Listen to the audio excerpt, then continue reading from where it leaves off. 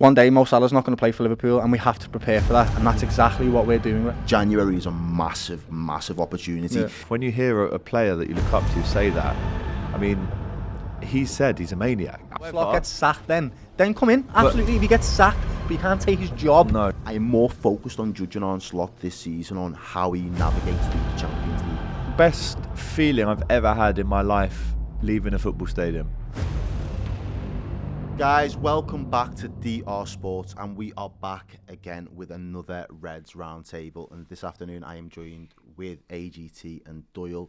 Lads, thanks for joining us again. It is probably safe to say that Liverpool, since we last did this Reds Roundtable setup, it's probably been a turbulent couple of months for Liverpool. Say that again. Yeah, turbulent couple of months it's been. Obviously, the early autumn was not the best for us. Struggling for form, consecutive losses, some big losses in the mix there as well. But recently, last week or so, it seems as though Arne Slot's managed to find a way to turn a corner with this Liverpool side. Now, we'll get into it and we'll unpack some of the things that we can consider have been some big changes and some vital changes. But I think it's right that we start with the man himself, Mohamed Salah. There's been a lot of conversations around Mohamed Salah's future at Liverpool in recent weeks. And there's been a lot of talk from Mohamed Salah himself. He came out after the Leeds game with some very damning comments in the first instance. Now, I just want to get your initial reactions to that. What it kind of means for his potential legacy at the club, if any, and then what does the future potentially look like? So I'll open up to you, AGT. And what did you make of those comments in the heat of the moment from Salah? Yeah, I mean, I was here when I saw the comments, and at first, you know, like when you see some quotes come out, instantly you want to understand if they've come from the horse's mouth, but you want to understand, well, I need to see him saying this to believe what I'm reading, because I don't believe what I'm reading.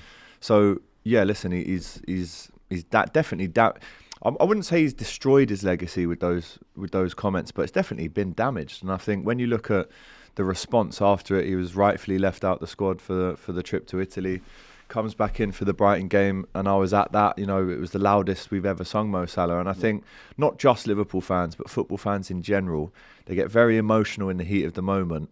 And when that kind of moment passes and we kind of move on from it, when I say that, what I mean is Mo Salah comes on in the next game, gets an assist, could have scored two, and we're all going, can't even remember what he said last week. So, yes, he's going to the AFCON. Yes, he did the clap of honour.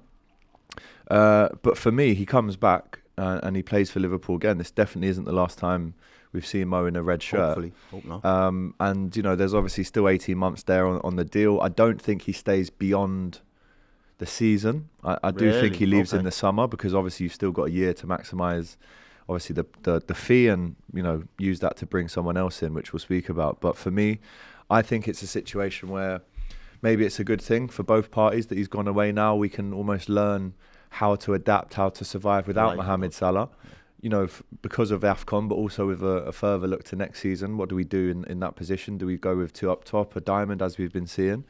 So, listen, football fans can be fickle. He says that, we're all very angry. A week later, he gets an assist, helps us win the game. We're all clapping him off the pitch. And then when he gets back from AFCON, if he scores two back in his first game, then we've really forgotten what he said. But we need the dust to settle a little bit. The dust hasn't totally settled yet. And I was going to ask then, Doyle, what do you make of the initial response, or at least that kind of reaction from Salah? He doesn't often come out and speak in press zones or anything like that. He kind of keeps his cards close to his chest. But this, did you feel it was in the heat of the moment? He was emotional. Did you feel there was a little bit more premeditation to some of the comments? And then from there as well, has the club responded and reacted in the way that you would have expected? I think he's had his own ideas about how the club's being run. He said he's being thrown under the bus. And there's part of me that sort of agrees with him, because do you feel he's justified it, at least in feeling that way? Don't come out into the press and say it to the public. You can feel it, but don't say it publicly. You don't say it publicly. Do not do that, especially when the fans are at an all-time low right now. Yes. It was really painful to hear him say that. What we actually needed you to say was, I'm going to fight for this team. I want them to win. I'm not getting all the game time right now, but I'm going to fight my way back into the squad. That's what we would have liked to hear. Well, he's done that before. I can't remember if it was the 22 or the 23 It was the season before this one, and he said we're going for the Premier League. And that's the Mo Salah that we love, but it's also the flip side of the coin is, He's got a big ego, lad. It's cool. It's fine because that's why he scored so many goals. So whilst I'm saying I'm not okay with it, I sort of am in the same respect, right? We've bought loads of players that don't fit him. We've given him a massive paycheck, so there's your reward for what you're doing. But I do think there's workings in the club that I've said, right, Mo Salah is 33, 32 now, right? He's going to be on his last legs at some point. We need to maximise the potential value that we can get for somebody like Salah, and he can't go on a free. So with Liverpool, we have to give him a 2-year contract. One of the years is going to see if he works out, and the second year is going to be so that we can potentially sell him. I think the first year is, will he catch up with the data? I think the data's probably looked at Salah for a while now and probably thought he's probably overperforming on what the data suggests he should be giving us in terms of his output. Now, is that going to be sustainable, or in the next 12 months will he kind of fall off a cliff? And I don't think anyone was expecting it to be this early in this season particularly, but I think that has played a part in Liverpool's thinking as to why they wanted to put him on a 2-year contract. And I think that's business, that's not personal. Exactly that. Exactly. These owners don't have any place for sentimentality. The fact that you got a 2-year contract was based off your performance the season before, which was excellent, plus the Liverpool fans are very emotional, so if you didn't give that contract, we'd be fuming with it. Yeah. But I do understand why he's not angry, because there's players like Kanate that are on the pitch that shouldn't be, players like Gakpo that are on the pitch that shouldn't be, and he's been the one that's taken out of the team, so I can understand. But he's not been made to be a scapegoat, like he's not, says. No. We've all criticised Kirkez, Kanate, all of them. You know, but he's been, but this is the point though. He keeps starting them players. He's not starting Mo Salah. Apart from, I agree with you. I agree with what you're saying. It's very convoluted. Who else do you play? The reality is, and I said it in a Cop TV stream, one day Mo Salah's not going to play for Liverpool, and we have to prepare for that. And that's exactly what we're doing right now by buying all these young, lovely players to bed into a new system. And unfortunately, the new system that we're going to implement will not include Mohamed Salah, because it cannot, because the players that we have are central. So that's why, if you remember in the last thing that we did with the round talk, I called for a compacted diamond to try and create some stability, but that unfortunately means Gakpo and Salah are out the team. But I still think Mo has a place, and the place where he can fit in this new system up front. Yeah, I think he can play in a 2 up front. He can do it. He's a goal scorer. I think it was 78th minute Isak came on against Brighton. We were in that diamond, and then when he comes on, we go 4-4-2, 2 banks, and then it's Isak and Salah up front. I'm okay with that. Do you remember that period where he did play kind of through the middle? Yeah. Him and Mane kind of took turns, didn't he? I think Mane scored 14 and 20 as a 9. Yeah. Salah, similar numbers. And I think that if you don't want to track back, but you still want to contribute to this team, it probably has to be in a 4-4-2. It does. Because, right mid, we could have Sobo, we could have Chiesa, we could have Jones running up and down doing the dirty work. But if we're still going to accommodate Mohamed Salah at 33 in this team, I think it's I think it's right-sided striker that's running in behind. That. And that's just adapting. That's not... You're not playing because you can't. Well, Ronaldo's done it. Messi's done it. All the best players do it. Rooney went from centre forward, to centre defensive mid to get the best out of him. All of them do it. From a 10 to a 6, like it. If Slot can make Lucho Diaz score 18 goals and get however many assists in centre forward position, because that's what he played last season. If you remember, Gakpo was frequently on the left a lot more than Diaz was. He played through the centre. Mohamed Salah will have no problem playing up front. No, he does it for Egypt. Yeah.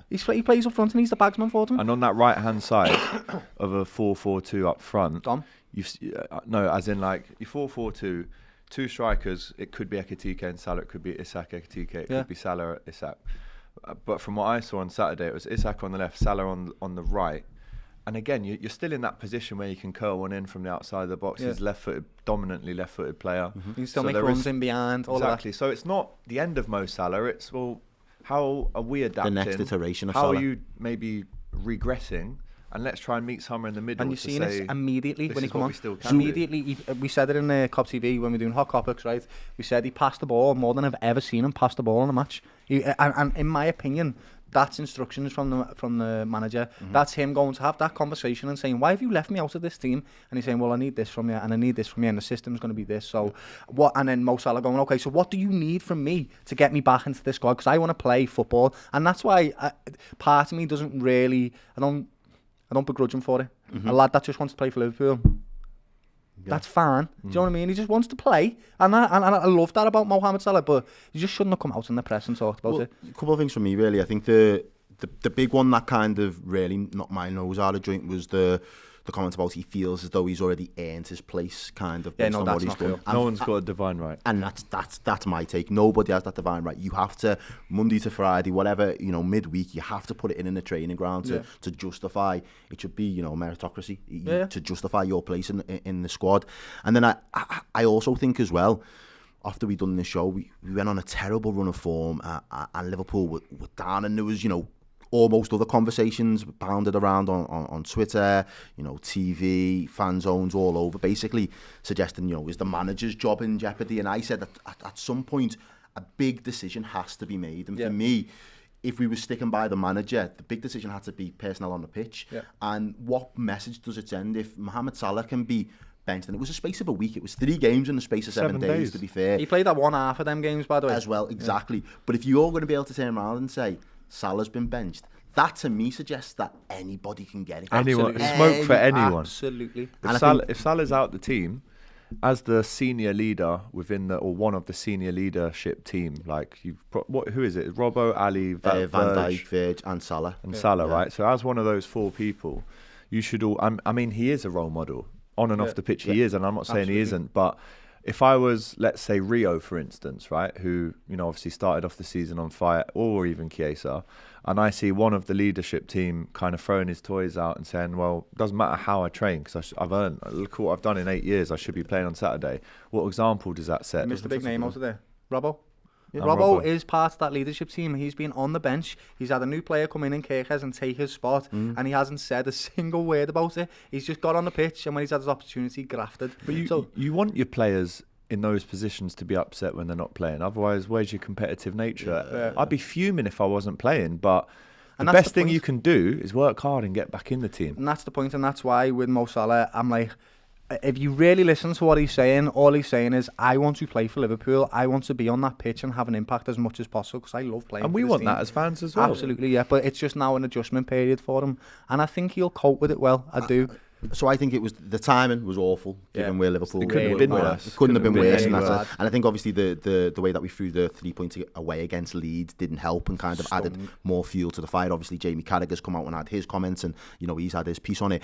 Let's talk about Arne Slot then in terms of his response from a managerial perspective. I think he comes out, and again I'm paraphrasing here, but he almost says, I'm quite calm and collected sometimes, but I'm not a pushover. He said I'm polite, but I'm not a pushover. He said I'm polite, but not weak. He's Dutch, like. That's what he He's says. Dutch, right? And them Dutch men, they're direct. It's one of them. Say it. I think they handled it exactly how they should have. Okay. He said a little piece in the press. He was like, I can see what's happening. I'm not stupid. It's all in front of me. But we're going to deal with it behind the scenes. And they kept him out of the squad, and I think that was the correct thing to do. Because what you cannot do is give players power, no matter who it is. It doesn't matter. It could be Steven Gerrard. You cannot come out and say, right, this is what the Liverpool club are doing to me, and I'm going to throw my toys out the pram, and now I'm going to get a start because I've done that. Because that just sends the wrong message throughout the entire squad. So I think they handled it perfectly, to be quite honest with you. Well, he's responded. He's come back in, off the bench against Brighton.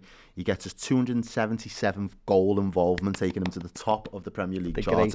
Another record broken by Mohamed Salah. So, again, his numbers are undeniable. His impact as a Liverpool player is undeniable. And I still think his position as a Liverpool legend is undeniable as well, if you want my honest opinion. That does not take it away how good he's been. I think everybody in any sort of job, any walk of life, but again, especially in high pressurised jobs, every now and again you're going to have a crash out. Yeah. It's how you come back from that crash out and how you address it and how you kind of have that level of professionalism about yourself to change the course of your actions, essentially. If we look at the calendar year of 2025, lads, it feels like a lot has happened this year for Liverpool Football Club, and I'm just going to kind of give you some numbers. So in 2025, obviously Liverpool go on to win their 20th Premier League title, but since the start of the year, played 49 games, won 25, drew 6, lost 18. Arne Slot's sitting on a 51% win record at the moment.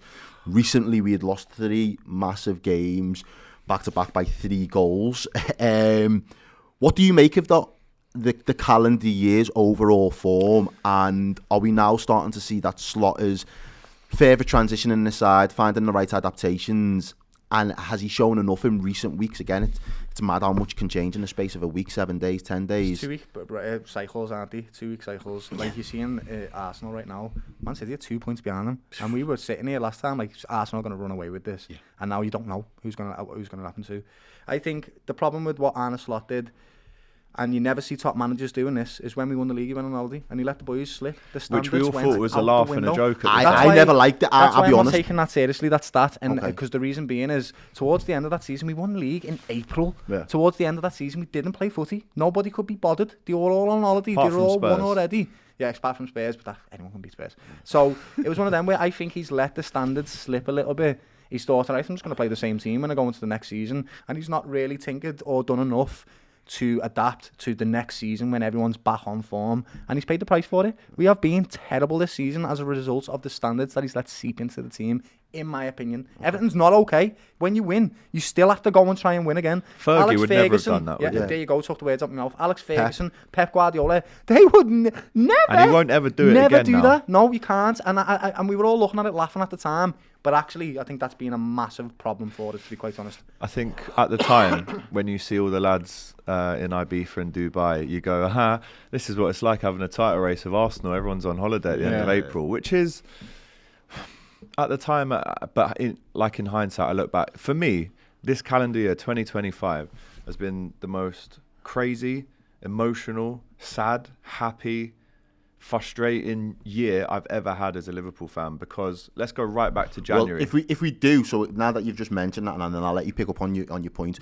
So here are some of the key events that I was able to jot down earlier today. Okay, and Alex, I'll let you come back in and kind of touch on any that you think stand out to you. So I think we got a tough draw in the Champions League. We obviously won the Champions League group stage, finished first, but then ended up with a tough draw.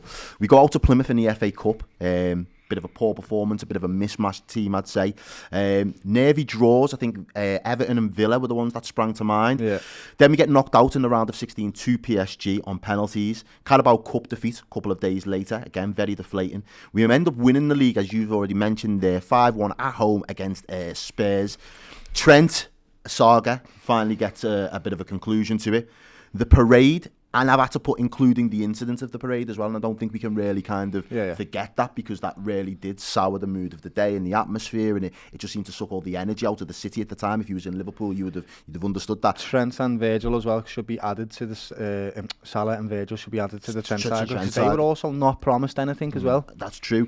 Big summer window, over £500 million spent.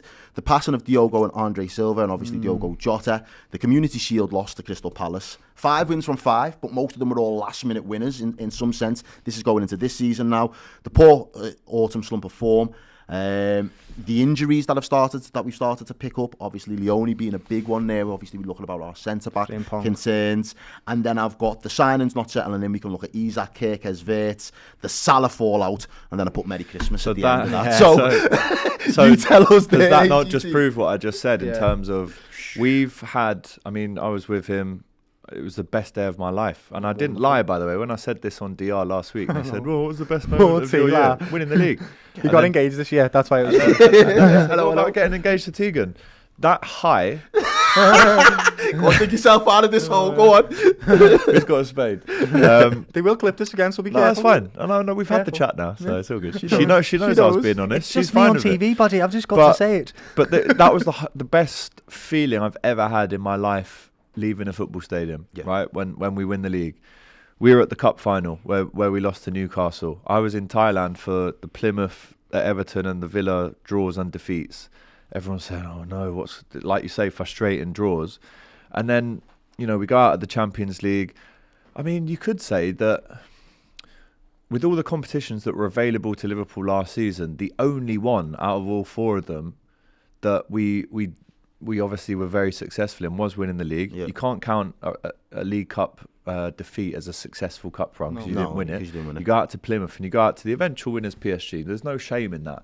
But I think it was because it was so early. So happiness mixed in with heartbreak. I mean, we were at the parade together. Obviously what happened there, justice has been done to a certain extent. I mean, I think Paul Doyle should have got life if you injure 138 people. I mean, he's going to probably end up. Well, I think the early outside that, just for context, obviously there was an incident at the end of the parade where a gentleman ends up driving into a crowd of people, 138 people that have been injured. He did make an early plea of guilty, which is then seen as sentence capped at 21 years and 6 months. I just think all of the things that we've just spoken about, it's just an emotional year, boys. In its entirety, I think from a Slot's perspective, and I look at it from trying to put myself in Slot's shoes, he's had an unprecedented tenure of his first. No manager, apart from COVID, obviously Klopp had to deal with that. But everyone, all the other managers were having to deal with that in real time. Yeah, he's bald, isn't he? But if he wasn't, lad, he'd grow hair and it'd fall out with the year. He's had to come in and take over the reins from Jurgen Klopp, who's an absolute, larger than life figure, and not only for the club but for the city. And he's got a very different style. He's got a very different personality type. But then he's had to deal with all of these other factors that have done well. I think he's done as well as he could do. He won the league, of course. He managed to get Mo and Verge to sign. We've brought in a lot of players, but like you say, the other side of that is, or the parade thing, how does that impact the morale of the city? And obviously the morale of the city seeps into the team. Yeah. How do you deal with Diogo passing away? No one's written a book on how to deal with that, by the way. So you just have to almost deal with it ad hoc basis and just, accept it. And I think, again, the compassion from the manager there in the sense that, there's no right or wrong way to deal with grief and to deal with a loss. Yeah. So if the lads don't feel like training in a particular moment in time, then we understand. And there was never really an external pressure from him to be like, no, I need you to be the ultimate professional and right now. He was very human in that respect, and I had a lot of time for him for doing that. But to take on, AGT's point now, going into this season, it's become so difficult for us to draw a line and kind of put a pin in everything that happened at the early parts of the year and then focus our attention back towards going for the Premier League, the Champions League. Now, one of the big things that I and I might say that in the last round table, was I am more focused on judging Arne Slot this season on how he navigates through the Champions League. I think that's really important for me, that because again, you can look at the draw and say it was a tough draw, PSG going eventually to win it, but I look at that competition and think, I want my manager, the managers we've had down the years, I think of the Rafa, I think of Jurgen Klopp, and I even think of Brendan Rodgers, but for the opposite reason. Those first two, brilliant European managers. They knew it, they got it, they got the club's history with it, they got the affinity to it, they understood, okay, we need to be European giants. Brendan Rodgers, as well as he did that 13-14 season, pushing us in the Prem, getting into the he just looked like a fish out of water, didn't have a clue. And I'm not saying I was that worried about Slot because of the group stages under Rodgers, under Rodgers, Besiktas and Real Madrid, and it was awful. I'm not saying that Slot got it wrong, because he made the group stages look easy, and we played obviously the Real Madrids in that period last season. We played some big teams. Leverkusen was in there. That was probably one of our best results last season. 4-0. Luis Diaz hat-trick. But I just felt, have you got the acumen to be able to navigate through the latter stages of the Champions League? So that's where I was really focused for this season, and I wasn't going to be so quick to axe him until I seen Liverpool's fate. Do we get out of these group stages or the table phase? Looking at the Champions League now, 12 Liverpool points, aren't we? Yeah, so Liverpool have got 4 wins, 2 losses, 12 points on the board. We're sitting in 9th. I think I looked at Dortmund's game. They're about to behind us, Spurs, and I think also Atletico. I think between us, kind of the points wise, I think we've got Carabao and we've got Marseille away from home, and then Carabao at home. I think if you get 4 points out of that, we're more than comfortable. Beat Carabao at home. Yeah. I mean, surely we can do that. Yeah. And then try and go. I mean, the last time we played at Marseille, we won 4-0. Yeah, but that in game the black is kit. not going to be easy, lad. I know it's horrible. Like, you just see what happened to Newcastle there. If you can get a draw, that gets us to 16 and then that should be enough. And that'll be enough. Yeah, 15 was the threshold last season to get into the automatics. I mean, or try and get 18, obviously. But I think if we're in a position where we could get the 18, I think in terms of the mix for the draw, it kind of puts us back into a good seeding position. I would imagine. Have you seen? Because I know that you referenced this on a show earlier this season on DR. Have you seen enough from this particular side or the personnel within this side and the profiles to think that we may have a better chance in the Champions League this season? I've heard a lot of people say when Liverpool started falling off in the Prem this season, it's all right, we'll win the Champions League. And I'm like, based on what? Like, I massively agree. You was probably one of them. I'm right there with you, lad. Right there with you. How are we going to get to Budapest, bro? Yeah, how are we doing that? I totally agree with you, because from what I've just seen us lose 4-1 at home to PSV, who smoked us last year as well, by the way. Did, actually. So there's no... We talk about divine rights. Just because we're Liverpool and we got 6 stars, as you can see behind Doyle, there's no divine right that you should be entered into the quarters, semis and final. At this stage right now, as I look at the clock, it's the 17th of December. Can I sit here confidently and say we're going to get to at least the last 4 when you look at Bayern Munich, you look at Arsenal, you look at... can't ever write off Real Madrid in this. Or City, lad. Or City or Barca. I mean, some really good teams in it still. So... I mean, obviously, look, there's the Carabao game, Marseille, and then there's almost a little break for the Champions League. You come back in February and you go again. But look, on a one-off game, can we beat Real Madrid? Yes. Can we beat Bayern Munich? Yes. Can we beat Man City? Yes. Can we beat Arsenal? We've already done that this season. Yes is the answer to that. But it's not as easy as saying that because, you know, look at Porto in the past in the Champions League. No one gave them a chance. They go on and win it. Monaco in that year got to the semis. You know, last year we're talking Ajax got to a semi, Spurs got to a final, which we beat them in.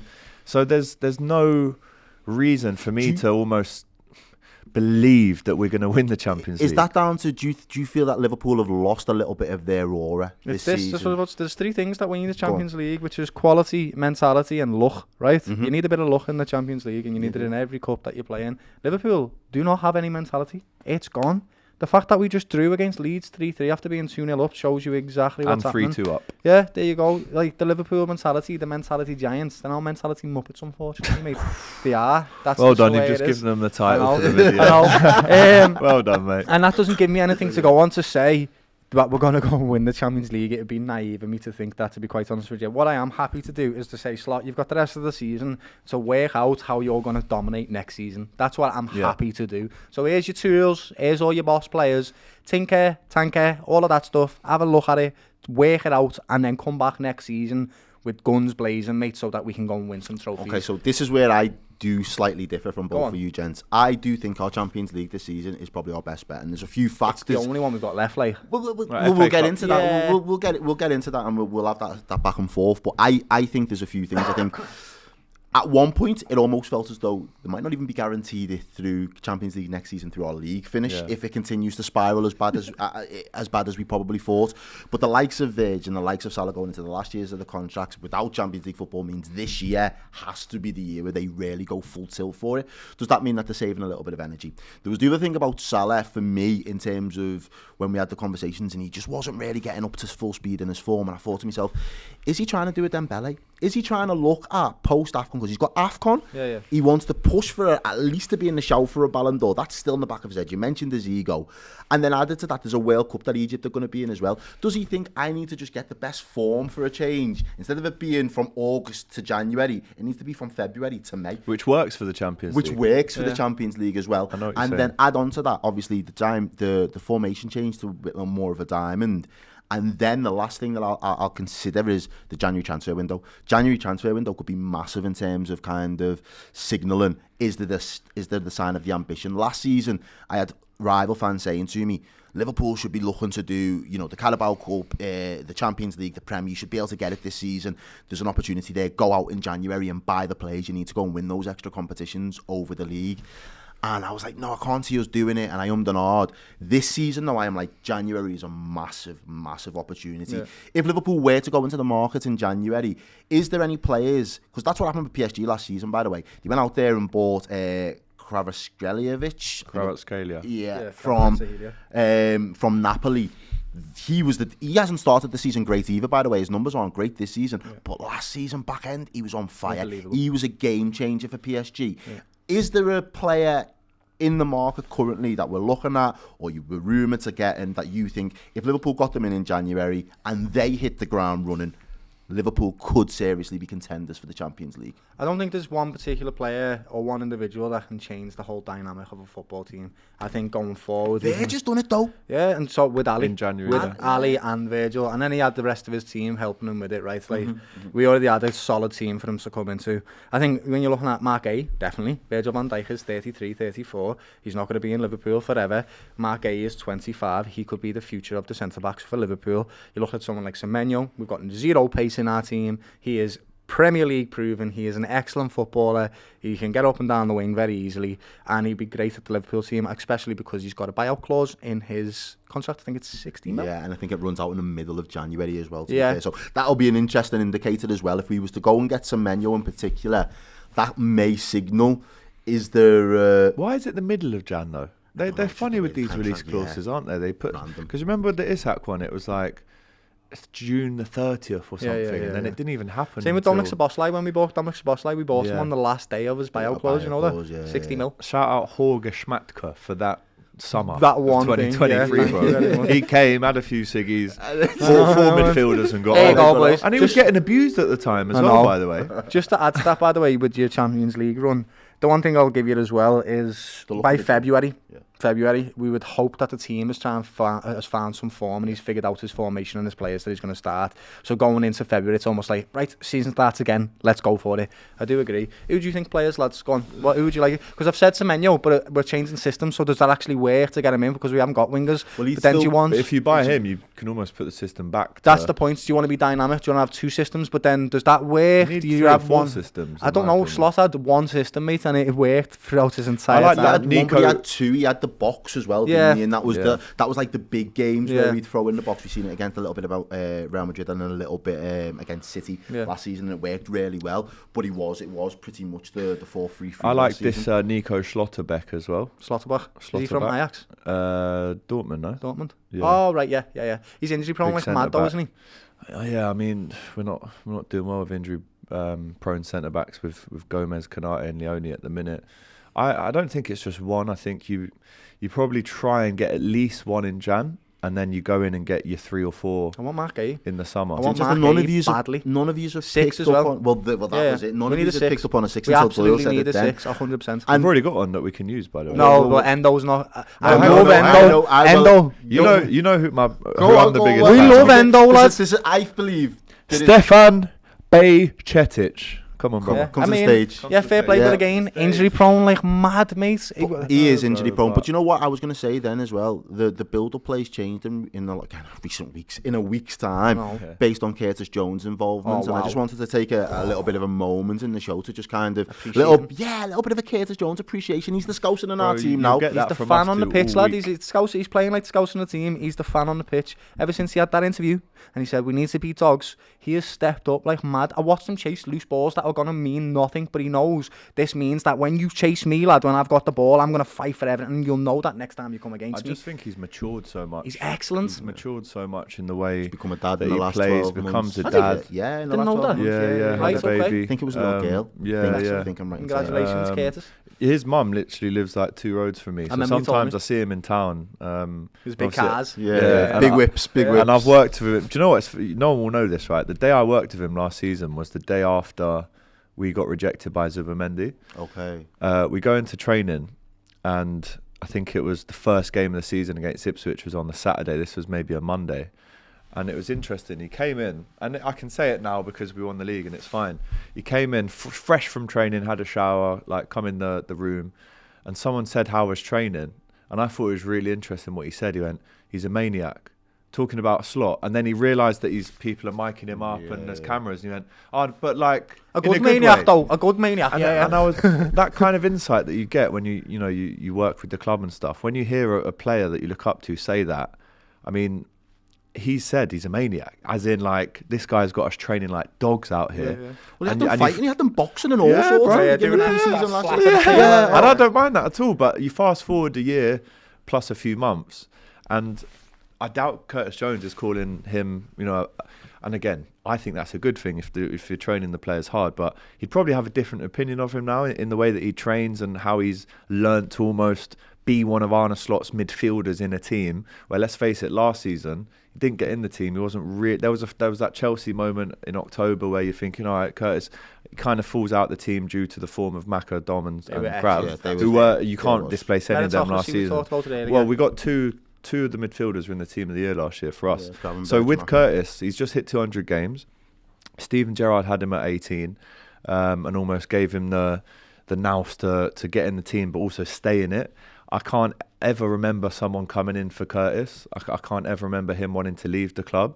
Yeah. I think he definitely dealt with what's happened in the summer and obviously the big players coming in really well. I spoke to him in Hong Kong and he was very open about saying that, there's places to be fought for. Like no one's got a divine right to start, and he knows that. But I think what he's done now in the last 4 weeks is taken a really bad situation for the club.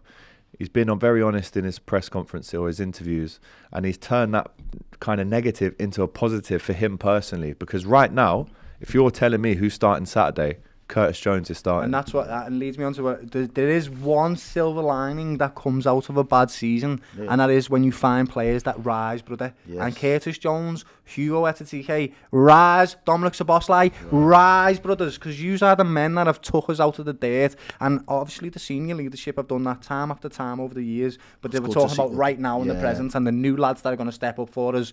And them three that I've just mentioned there, they've been brilliant for us. I've always said with Curtis Jones, because I know he kind of splits opinion with Liverpool fans, and that can be, you know, match-going Liverpool fans, Scousers, online fans, whatever it looks like. He's always seemed to split opinion. But one of the things I've always said about him is, or I've questioned people, what would you rather have? Would you rather have him shine bright like a star from 18 to 23 and then fall off a cliff because he's been... Thank you very much. Thank you very much. Or would you rather him go the other way and from 23 to 30, he's absolutely... Like what normal footballers do. You know what I mean? Like, exactly. And back in the day, that's what it was. I always said, because we had enough, we had Wijnaldum, we had Fabinho, you know, we've had Gravenberch, McAllister, we've had all these players. I said, we don't need to rush to get Curtis to be at the peak of his game. So I can give a little bit more patience to Curtis Jones, because eventually if he does, he's been on around elite level football. Whether we've won it or we haven't, he's been around elite level football. He's played for first team for 5 years now. 5 years. At some point, that experience, that wherewithal, that know of how to do it, and now the experience of being in a league winning side, it shows that it will come good when he then fills out, he matures, he's going to be a man. And I think he's starting to prove that more and more. And I hope that continues. Right. As we now just look at the Christmas period, gents, before obviously... Just a quick one before we do that on Curtis Jones. If his name was Cortijones, we'd be trying to buy him. Watch him on the ball, lads. Watch him on the There's ball. not many better. He does not remind me of a Scouse footballer, by the way, because he's incredibly technical. I watched him again. Who did we play last? Brighton, Brighton, There was a few occasions, right? Turns. One by our box, right, where he croofed him to death and then got fouled. Just like that. It was like, lads. And I felt comfortable with him doing that, because I'm like, you're a baller, you lad. I know that you can look after if he lost it, very well. You rat! Get back! Don't be giving it away. And then there was another one on the edge of their box, and he had 3 or 4 players around him, and the way he manipulated that ball to get out into some space to pass it on was just beautiful. Something similar in excellent quality, as well as footwork. The way he just shifted between left and right, shoulders and just dropped the shoulders, and before you know it, he split the line. It's like a new age Scouser type of. He's not like Gerrard, he's not like Rooney. No, look at the powerhouses that can slam the ball and run through it, and they're just strong.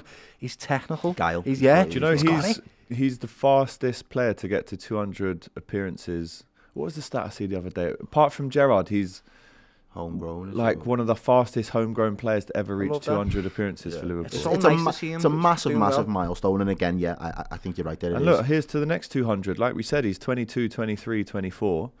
Let's see what he's like at 28, 29. We could be talking about a world beater. Do you also think that Trent leaving has given him this like license to be like right, I'm the Scouser in the team now, lad. It should do. So I'm going to create the culture in this team as well. And the interview that he did, I can't tell you how much it spoke to me when he was like, we need to be dogs. We're fancy on the ball and it's all great and that, but I want to just see a tackle. Trent wouldn't have said that. No, he wouldn't have. And I loved that about Curtis. He stepped up and spoke. And to me, that fills the Scouse void now. That is, he's the Scouser in our team. We've only got one. Let it be him. No problem. Yeah, let's try and get 2 or 3, obviously. But if we've got one, a starting centre mid. Number 17, Scouser. Boss. Come on. Boss. We love to see it. Right, well, if we look at the Christmas period, because the fixture schedule does get very compact. Our next 4 games, we go to Spurs this weekend on Saturday. I think it's an evening kick-off, 5:30, Then it's Wolves at home on the 27th. Then it's Leeds, I think it's on the 1st. Thursday night or Tuesday night. Yeah, and then I think it's Fulham. They're the next 4 games, and then the 5th would be Arsenal. Now, the question to you lads, and again, I know you kind of alluded to maybe Liverpool not being in a title race anymore, but can Liverpool do enough in these next 4 games to be in a position when we go down to the Emirates to face Arsenal? There's something riding on that game in a big way. I think so. I mean, until we get into January, February, and the team is 15, 18 points ahead of us at the final kind of point of, right, now it's definitely off. We can't... call me crazy, call me deluded. You're crazy. And you're deluded. Thank you. Yeah. I still think there's a chance, bro. We talk about how heavy the Champions League is going to weigh in the latter months, and if you're asking me now, what would I prefer to win, the Premier League or the Champions League? I mean, I'd love both because we've never retained a Prem, but if we are going for the Champions League and it's Mo and Verge's kind of last real hurrah at it, let's aim for that. But if we can beat Spurs, which we did last year 6-3, if we can beat Wolves at home, I mean, I know Arsenal struggled to them, but we should do. If we can go and beat Leeds at home, Fulham, I think that's away though. That Fulham Fulham might be. game. I think it's might away, be, and then Arsenal's away. So win them 4, which is going to be very difficult. Of course it is. Every game in the Prem is very difficult. And you start creeping up. Let's say, for example, right, we win those 4, we go to the Emirates, and there's a 6-point gap between Liverpool and Arsenal. I think it's still there for us. I do. And because it's so congested at the top right now, Arsenal, City, Villa, that's a good thing for us. We don't want a runaway leader at this stage. We want it to be everyone's taking points off of each other. No one's really pulling away. That allows us to sit in 4th, 5th and go, right, we're not focusing on the 1st, 2nd right now. We're just going to do our thing, get the wins in, move quietly under the radar. But if we can go to the Emirates on Jan the 8th, 6 points difference and we beat them, I think no one can tell me that's gone. Before you come in, Doyle, Arsenal's next 4 in the Prem look like Everton this weekend at away. Then they're at home to Brighton. Then they're at home to Villa. Again, they've already lost to Villa once already in kind of a late dramatic fashion. And then they're away to Bournemouth.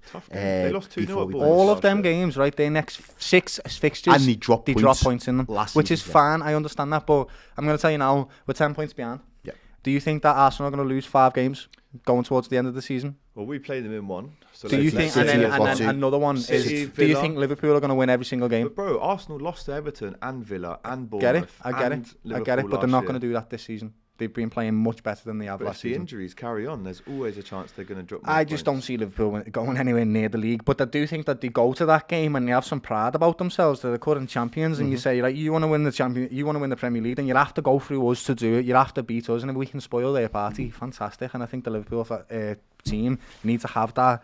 Just that sportsman's pride, mate. You're not going to beat us. We are the champions. You're not going to do that to us. And so when they go to the Emirates, there is some jeopardy on it. But more importantly, there's more jeopardy on Arsenal. And they'll be the ones sort of flapping it in the minds when we come to them. I want them to be in that position. Like you just said there, I want them to feel like we can't afford to slip up here because they're breathing down our necks. City might have a gap on us, or they're just breathing on our necks as well.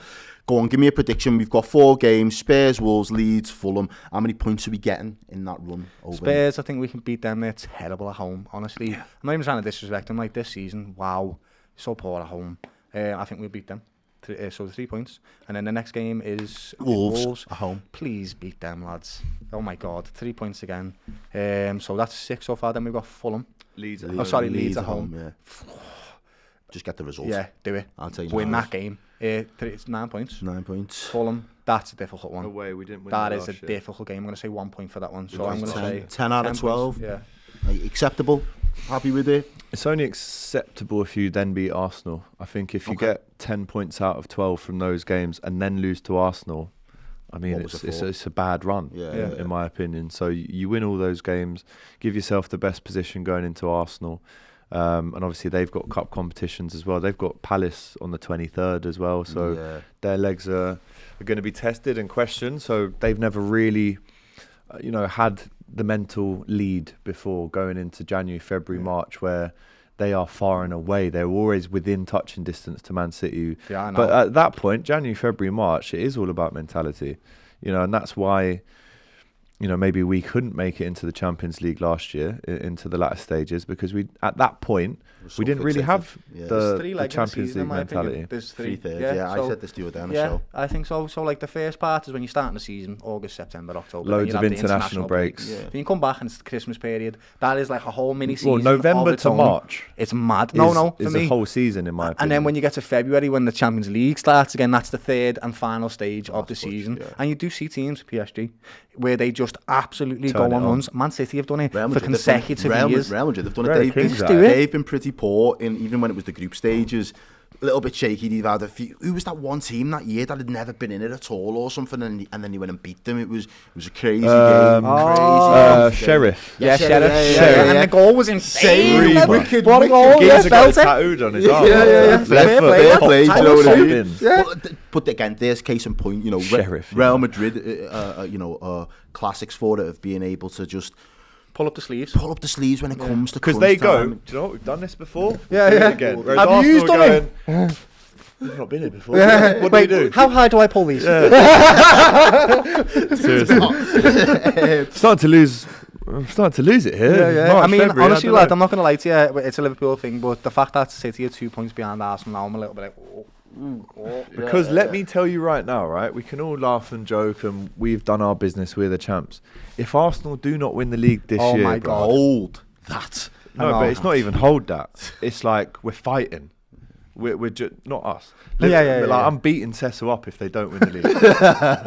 Robbie's getting a slap. I'll have a good square up with Laurie as well, because he's got a bit. And always got the three. I mean, I'm fighting them. I feel more sorry for you lads because yous are in the thick of it. Yous are in the have no trenches idea, in the lad, studio honestly. sometimes. Bro, It's Arsenal is a horrible, lad. derby for me, personally. Yeah, no, I can imagine. Having said that, I already can see the DR sports fans watching this video going, they can't keep us out the mouth. And no, we can't because you're at the top, and that's what happens when you're at the top. game's the we have game, to bro. compare Charge it to ourselves the to the game. If we best. don't copy You're your the best songs. at the moment. Absolutely. Charge Arsenal are it the to best the team game. in the Premier League, so that's why we're comparing ourselves. Right, lads, just before we wrap up this round table, one last question. I think we've kind of resolved some issues. It feels like a little bit of therapy. It felt good, Lovely. to be fair. It's Lovely. been good. But there have been rumours, obviously, that the manager's position. I think we can probably draw a line under that. But if you was the FSG and someone in the name of Xabi Alonso became available in the next 2 to 3 weeks, Nope. would you be making the tough decision that he might be the man? No, to lead the we are Liverpool not team? bridesmaids. We're not a backup. We're not a rebound. You said no to us, lad. You went to Real Madrid. It didn't work out. So now you can't just go, right, kick your manager out and I'll come to you. No, absolutely I not. totally agree with Doyle. I think you had... Look, there's no secret that Liverpool did inquire You would've about been great. Xabi Alonso's services. We did. But he's in the position... We say we don't want to be bridesmaids. He's going, oh, brilliant, Liverpool. Real Madrid have called me. Let's have... Yeah, I'll do that, to be fair. And let's not forget, the 2 times he's faced us, we've beaten him. Slot's beaten him convincingly. 4-0. Yeah, 4-0. And the 1-0 there against Madrid recently. So, look, can I ever rule out Xabi Alonso coming to Liverpool managing us one day? Absolutely not. No. And actually, it could work out better for us because he's done the Madrid thing. I was speaking to Raul on Monday, It's over and and done he's with now. saying, well, he's actually come too early. He's come 2 or Yeah, 3 years too early. We were all saying that. And normally, the process would have been go to Liverpool for 3 years and then Madrid. He's done the Madrid bit now. Yeah. And I doubt he'll go back after this bit. So actually, if we're looking at 2 or 3 years down the line, then there's a chance for Alonso. Perfect. So However, if Slot gets sacked, then come in. Absolutely. If he gets sacked, but you can't take his job. No, no, Because you've just been sacked. No, it doesn't That's work. not- no. And Xabi Alonso will know that, and he'll get told that. But for me, if Alonso becomes available, you don't just sack Slot because that's true. You stick with Slot.